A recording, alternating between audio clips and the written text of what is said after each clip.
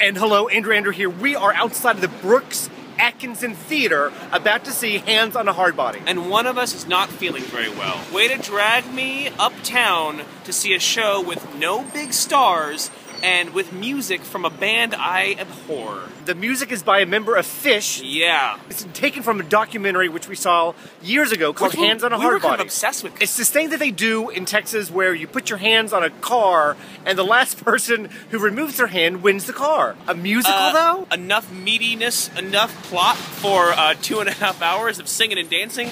I'm really dubious about this one. Real dubious. Supposedly the star of it is a truck that's on stage the entire time. Great movie, but does it work on a Broadway stage? Indie documentary film, like it's not even in there. What's next? A musical out of Grey Gardens, the movie? Hands on a Hardbody. Let's hope this makes this guy feel a little bit better. Yeah.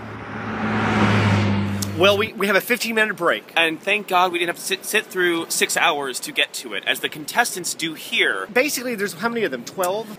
Yeah, it's like the Apostles. They tell the story of why they need the truck in song and dance. They explain very eloquently to northern non-drivers what's so important about the truck. And it feels a little bit like a reality show. So much like a reality show. I'm the sassy one, and like, I'm the complicated one. I'm the Jesus one. And they do a good job of putting forth that complexity of who do you root for.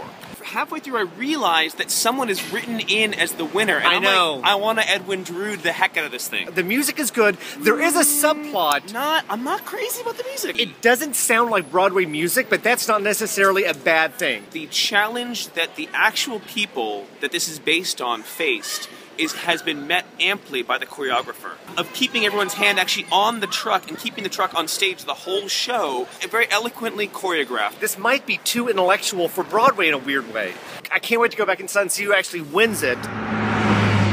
The show's over. Disco turned it up for me. They finally revved the engine at the end, and I felt kind of swept away in the whole thing. The music got better, or more relatable, I guess, for me. The sort of conundrum of this piece is that it's a huge cast, and obviously there can be only one winner, but everyone finds a way to win. My major problem with this is that it's sort of a slight piece. It's not a big, huge Broadway sort of show. It would be better suited for an off-Broadway house. This is a not very Broadway show in scope or in style. Now that could be disappointing or refreshing. The lyrics I kind of like because it's that sort of thing like, I went to the store and I bought a bubblegum. Also, it's cast like an HBO show, like they look like real people, which is really... I love the entire cast. And the show possesses a very sweet sort of humanity and a unique morality that is rare. I had a good time, I enjoyed it. I came around on the music, felt as though it was going nowhere fast during the first act, but I think in the end, when they finally get the car off the lot, it really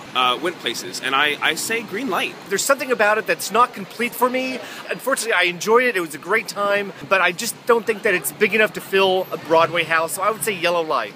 Green light and yellow light for Hands on a Hardbody at the Brooks Atkinson Theater.